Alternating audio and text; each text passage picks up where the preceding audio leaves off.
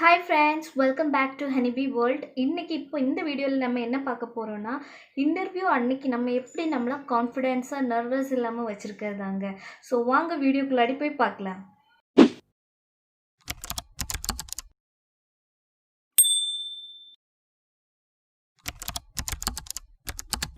இப்போது first step என்னென்னு பார்த்தீங்கன்னா, நம்ம இன்டர்வியூ டே அன்னைக்கு இன்டர்வியூ டைம் கொடுத்துருப்பாங்க. இப்போ 9:00 இல்லைன்னா 10:00, சம்டைம்ஸ் 8:00 கூட கொடுத்துருப்பாங்கங்க.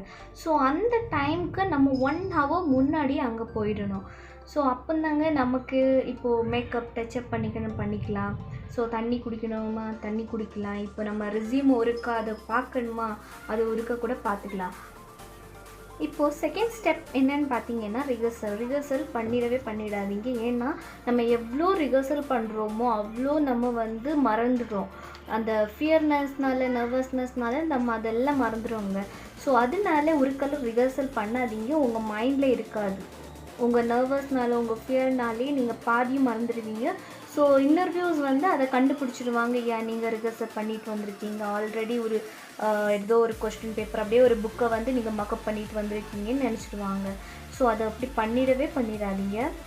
இப்போ தேர்ட் ஸ்டெப் என்னன்னு பார்த்தீங்கன்னா, உங்கள் ரெஸ்யூமை ஒருக்க லாஸ்ட்டாக ஒருக்க செக் பண்ணிக்கோங்க. எல்லாம் நீங்கள் கரெக்டாக மென்ஷன் பண்ணியிருக்கீங்களா.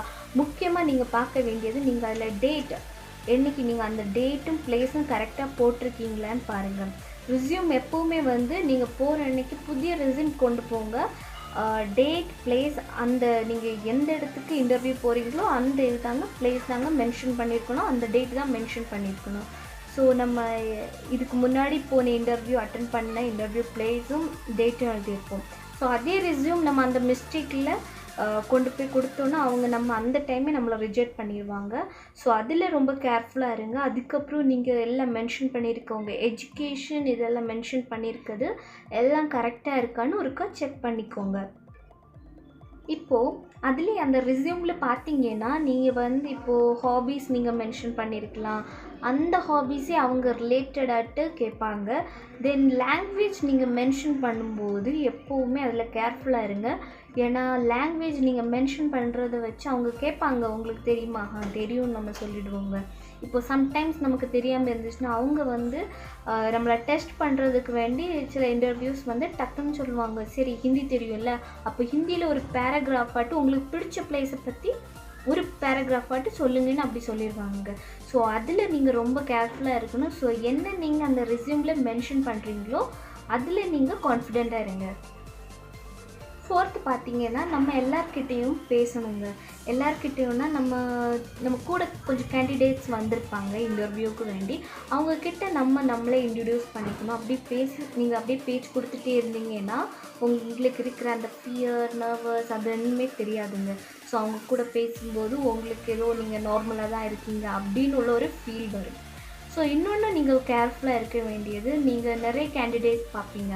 அப்போ நம்மளை விட கொஞ்சம் பெட்டராக வந்திருக்கவங்க இருப்பாங்க அப்படின்னு அது நமக்கே தோணும் ஆக்சுவலி.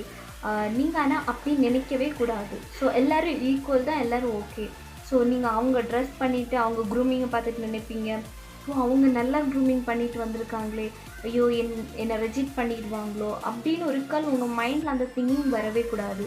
அவங்களும் நம்மளை போல தாங்க. ஸோ நம்ம எப்படி போயிருக்கோமோ அதில் ஓகேவாக நம்ம இருக்கணுங்க. ஸோ அதில் ரொம்ப கான்ஃபிடெண்ட்டாக இருங்க. இப்போது அடுத்த ஸ்டெப் என்னென்னு பார்த்தீங்கன்னா, இன்டர்வியூ ஹால் தாங்க. ஸோ இன்டர்வியூ ஹாலில் நம்ம டல்லாக நம்ம ஃபேஸை வச்சுட்டு இருக்கக்கூடாதுங்க. ஸோ எப்போவுமே ஸ்மைல் பண்ணிவிட்டு இருக்க பாருங்கள். ஸ்மைல் பண்ணிவிட்டு அவங்களுக்கு அவ்வளோ நர்வஸ் வருதுன்னா கொஞ்சம் டீப் ப்ரீத் எடுத்துக்கோங்க. டீப் ப்ரீத் எடுத்து அப்படியே காமாக இருங்க.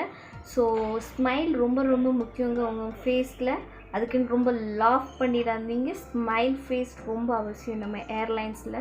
ஸோ அது ரொம்பவே கேர் பண்ணுவாங்க. க்ரூமிங் கூட ஸ்மைல் ரொம்ப கேர் பண்ணுவாங்க.